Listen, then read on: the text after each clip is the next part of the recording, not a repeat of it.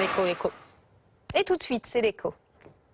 Les rendez-vous de l'écho avec Adria Mutuel, spécialiste de la protection sociale complémentaire des entreprises, des travailleurs indépendants et de leurs salariés.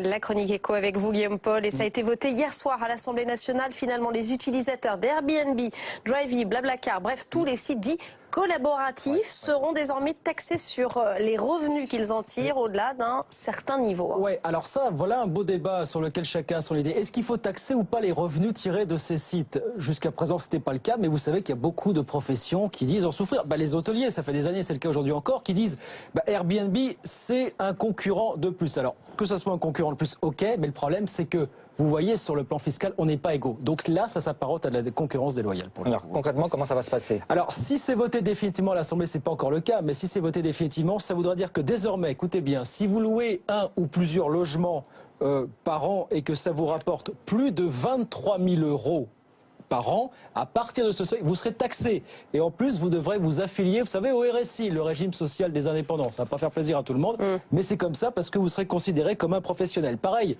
si vous louez des objets divers et variés, il y a des sites pour ça aujourd'hui. Alors, ce que vous voulez, voiture, bateau, tondeuse à de gazon, barbecue, ce que vous voulez. Là aussi, il y aura un seuil. Au-delà de 7 720 € de revenus par an, là aussi vous paierez des cotisations sociales. Bon, alors je vous rassure, statistiquement ça concerne assez peu de monde.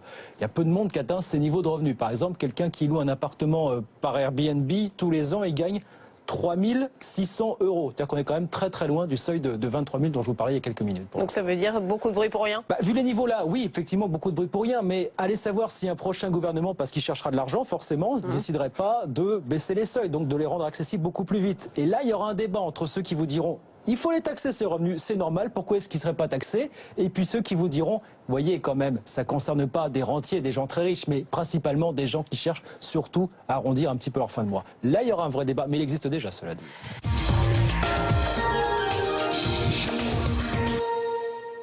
Les rendez-vous de l'écho avec Adria Mutuel, spécialiste de la protection sociale complémentaire des entreprises, des travailleurs indépendants et de leurs salariés. BFM TV événement.